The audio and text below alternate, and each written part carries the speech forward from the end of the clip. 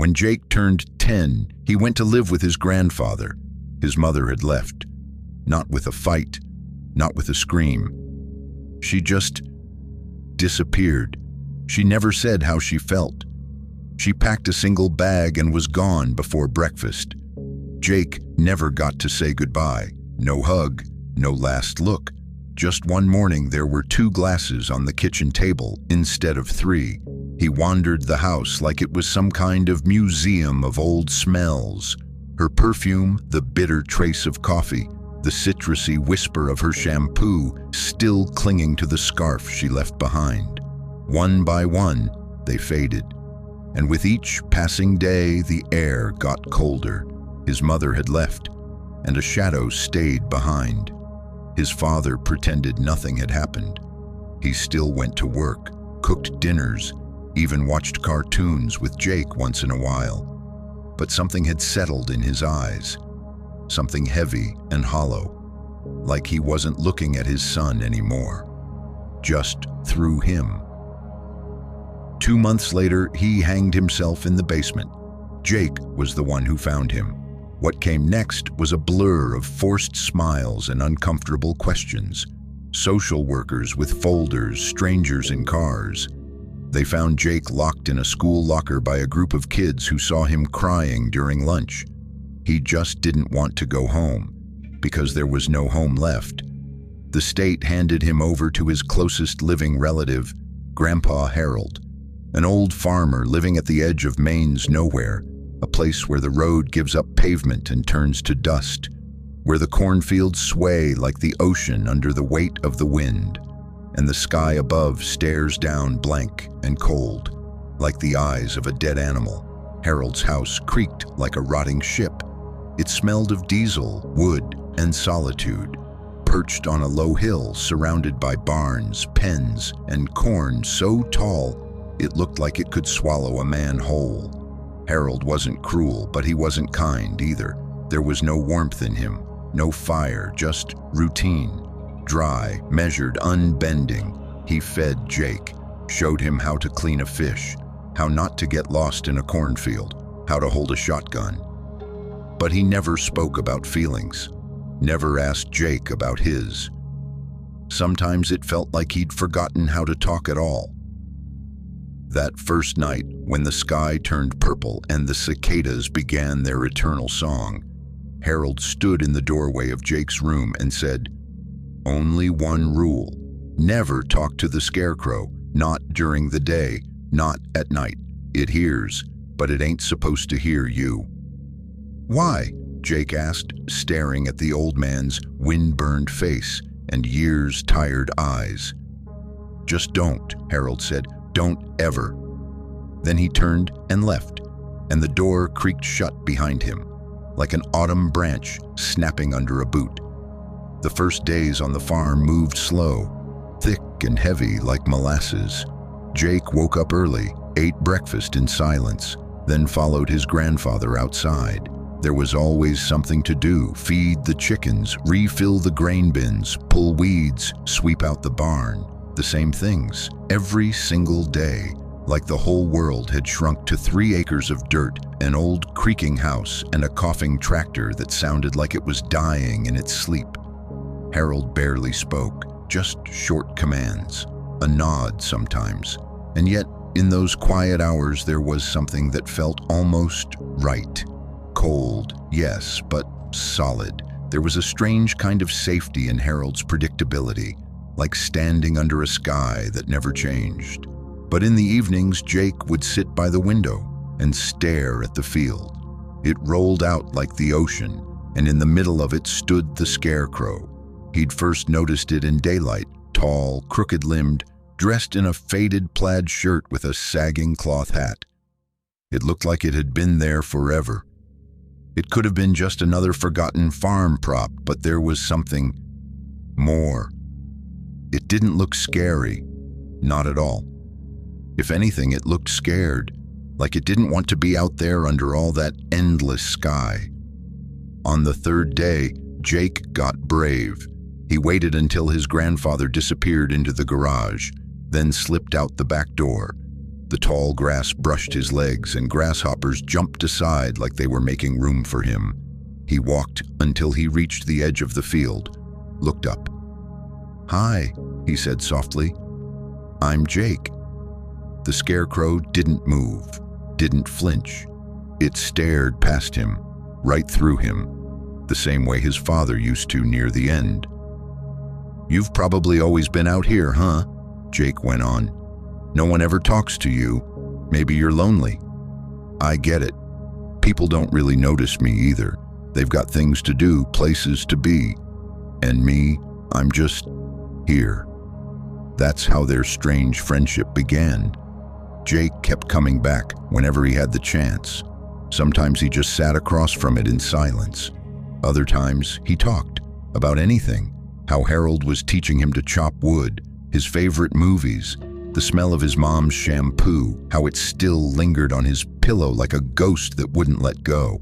Then one day, while whispering how much he missed his parents, especially his dad, the one who never came back for him, he heard a voice. It was faint, like a thought, but it was there, and it was clear. "My name is Wally." Jake froze. He looked around. Nothing, no one, just the Scarecrow. "Was that you?" he asked. Silence. Then again, that voice, like dry leaves rustling across the floor of an empty attic. "Don't be afraid. You're alone too." The voice was rough, scratchy, but there was warmth in it, something weirdly kind, as if it was really listening. After that, they talked more often. Wally told stories, dark as fog at dawn, but fascinating. Tales about the field, about the land, how it could see, remember, and choose. "What do you mean, choose?" Jake asked once. "The field never takes the first one," Wally said. "It waits for the right one." There were good days, or almost good. In summer, the sun rose early, and the air filled with the scent of cut grass and sun-baked dust. Jake would leap across the creek, chase lizards through the weeds, build a raft out of warped boards he found in the old shed. One afternoon, he even fell asleep in the field, lying flat on his back, eyes tracing the clouds drifting across the sky like ghosts without purpose. For a little while, he almost smiled. Sometimes Grandpa let him roast marshmallows by the fire, and in the flickering orange glow, Jake would catch something in the old man's eyes. Still stern, still sharp, but not quite so cold. But each time Jake returned to the Scarecrow, something inside him felt different. One day, he came with a bucket of wild blueberries. He wanted to share them with Wally, just a gesture, a gift. He held them out and swore he saw the Scarecrow's fingers twitch, just barely, but he saw it. Another time he found a bird, a little sparrow, dead at Wally's feet, neck twisted, eyes open. The next day, a cat. Same thing. Jake wanted to tell Harold, but what could he say? That his best friend was a scarecrow? "Is it just a coincidence?" he asked. The voice came soft, almost patient. "Everything in its place. Sometimes the price is just a sign, a reminder that things have weight." And that's when Jake realized he wasn't just talking to the Scarecrow anymore, he was listening, and he believed. The night was thick. Heavy clouds pressed down on the roof like weight on a chest. The air was humid and sour, like spoiled milk. Jake couldn't sleep. He heard the field whispering, not the wind, a whisper, like something scratching through the stalks, speaking, not with a mouth, but with the dirt itself. He got up, walked barefoot across the creaking floor, opened the door, and stepped outside. The moon hung overhead, pale and blank, like an empty eye. Jake moved past the garden beds, past the barn, and stopped at the edge of the field. The Scarecrow was still there, waiting. "I'm here, Wally," he whispered. "I'm scared. Sometimes I think I'm going crazy." "No," said the voice. "You're waking up." He stepped closer, closer than ever. His hand trembled, but he reached out and touched the Scarecrow's shirt.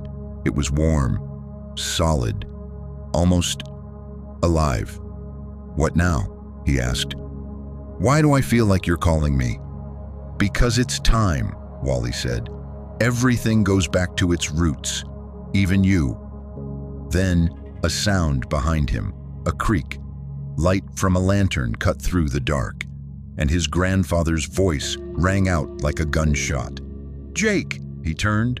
Harold stood with his shotgun raised, face pale as chalk, but in his eyes, not anger, terror. "Step away from it. Do you hear me? Step away." He's not the enemy," Jake cried. "He listens to me. He's my friend."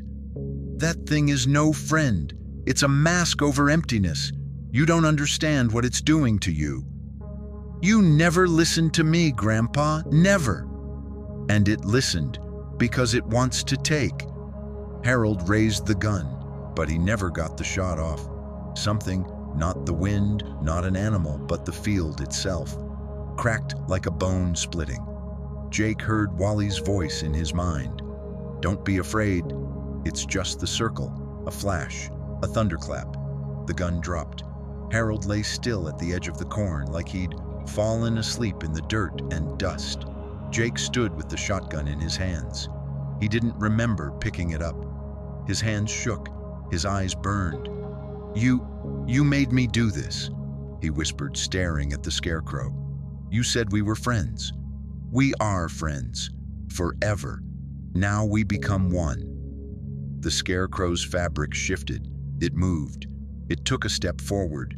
Its face began to change. Jake's own features slowly surfaced in it, as if someone were sculpting his reflection from fog and flesh. It was almost him. "Thank you," Wally said. "You came on your own."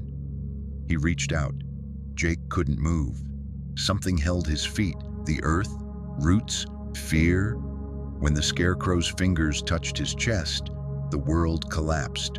First warmth, then burning, like lightning coursing through his veins. Something inside shifted. Something else began to take its place. His stomach filled with weight, as if it were being stuffed with straw. His ribs ached. His skin hardened, feeling drained from his hands. His mouth clamped shut. He tried to scream, but only air escaped. Thin, empty. "Remember," the voice whispered, "this isn't punishment, it's going home."